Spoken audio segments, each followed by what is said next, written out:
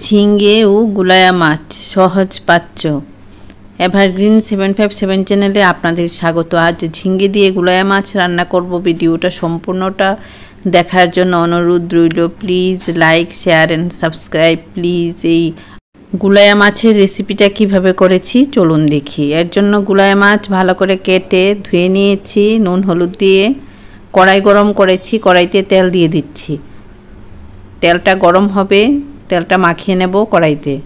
শুকনো খুন্তি দিয়ে কড়াইটাতে তেল মাখিয়ে নিচ্ছি। সর্ষের তেল দিয়ে রান্না করব।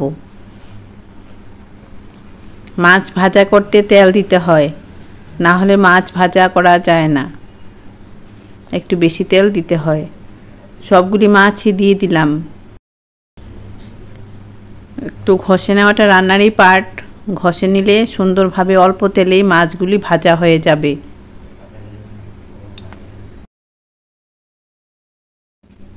নাড়াচাড়া করে মাছগুলি ভাজা করে নিচ্ছি।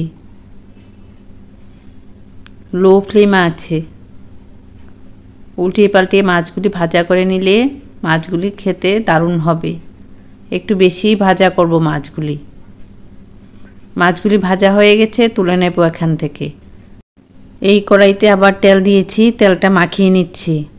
তেল গরম হবে আর কড়াইটাতে মাখিয়ে নিলে রান্নাটা ভালো হবে। কালো জিরে ফোড়নে দিলাম। কালো জিরেটা ফুটছে, এখন আলুগুলি দিয়ে দিলাম। ঝিঙ্গের সঙ্গে আলু দেব। আলুটা আগে ভাজা করে নেব।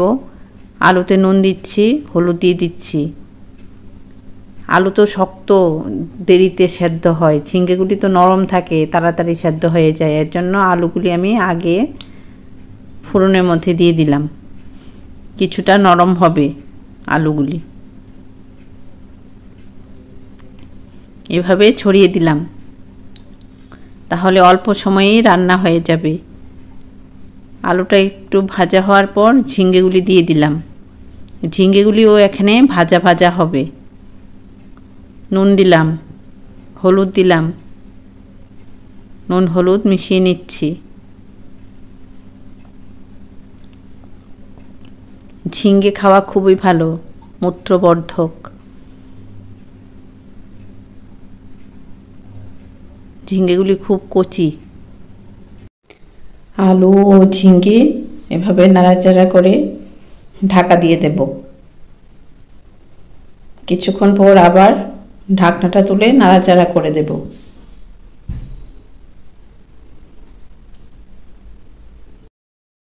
এখন ঝিঙ্গেগুলি ছড়িয়ে দেব কড়াইতে।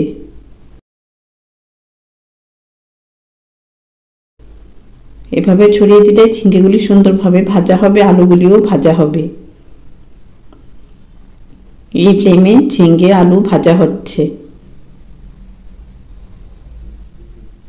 পেঁয়াজ আর কাঁচা লঙ্কা পেস্ট দিয়ে দিলাম।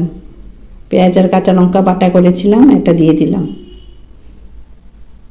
এখন দিয়েছি। এই সময় দিয়ে রান্না করে দেখুন, বেশ ভালো লাগবে রান্নাটা। ঢাকা দিয়ে দিলাম। পেঁয়াজ বাটাটাতে জল ছিল, এই জলেই ঝিঙ্গে আলু নরম হচ্ছে। পাশে গরম জল করেছি, ঝোলের জন্য গরম জল দিয়ে দিলাম। ফুটন্ত গরম জল দিলে রান্না ভালো হয়। জলটা মিশিয়ে দিচ্ছি। এখন ঝোলের জন্য জল দিয়েছি, নুন দিয়েছি, হলুদ দিয়েছি অল্প পরিমাণে। নাড়াচাড়া করে দিলাম। আলুটা কীরকম সেদ্ধ হলো দেখে নিচ্ছি। এভাবে দেখে নিতে হয়।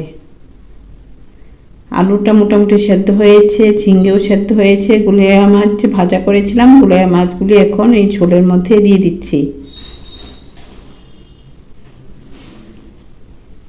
ঝোলের মধ্যে মাছগুলি দিয়ে দিলাম। মাছগুলি এখানে সেদ্ধ হবে।